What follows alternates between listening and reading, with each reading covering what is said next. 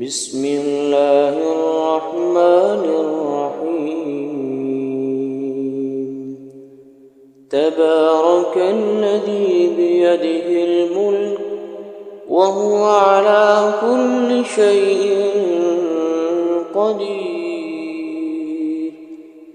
الذي خلق الموت والحياة ليبلوكم أيكم أحسن عملا وهو العزيز الغفور الذي خلق 7 سماوات طباقا ما ترى في خلق الرحمن من تفاوت فارجع البصر هل ترى من فطور ثم ارجع البصر كرتين ينقلب إليك البصر خاسئا وهو حسير ولقد زينا السماء الدنيا بمصابيح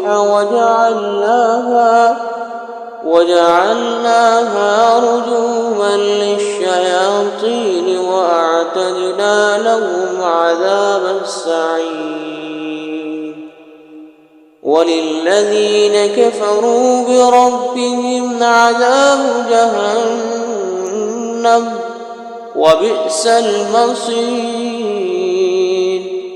إذا ألقوا فيها سمعوا لها شهيقا وهي تفور تكاد تميز من الغيظ كلما ألقي فيها فوج سألهم خزنتها ألم يأتكم نذير قالوا بلى قد جاءنا نذير فكذبنا وقلنا ما نزل الله من شيء إن أنتم إلا في ضلال كبير وقالوا لو كنا نسمع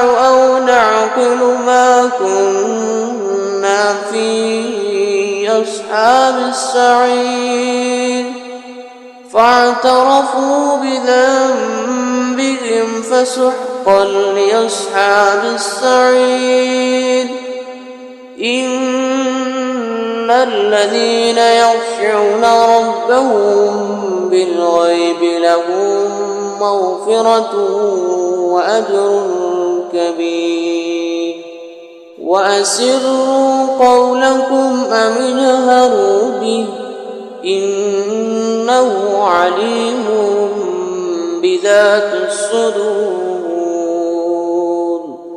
ألا يعلم من خلق وهو اللطيف الخبير هو الذي جعل لكم الأرض ذلولا فامشوا في مناكبها وكلوا من رزقه وإليه النشور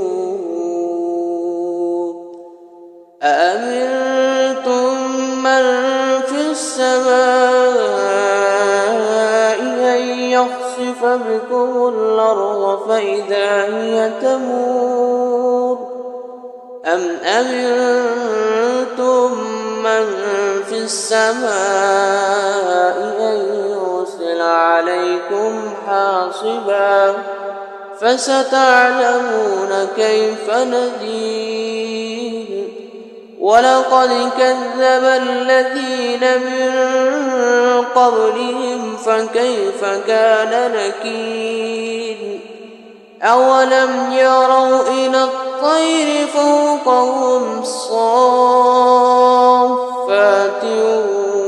ويقبض ما يمسكهن إلا الرحمن إن بكل شيء بصير. أمن هذا الذي هو جند لكم ينصركم من دون الرحمن إن الكافرون إلا في غرور. أمن هذا الذي يرزقكم إن أمسك رزقه بل لجوا في عتب ونفور. أفمن يمشي مكبا على وجهه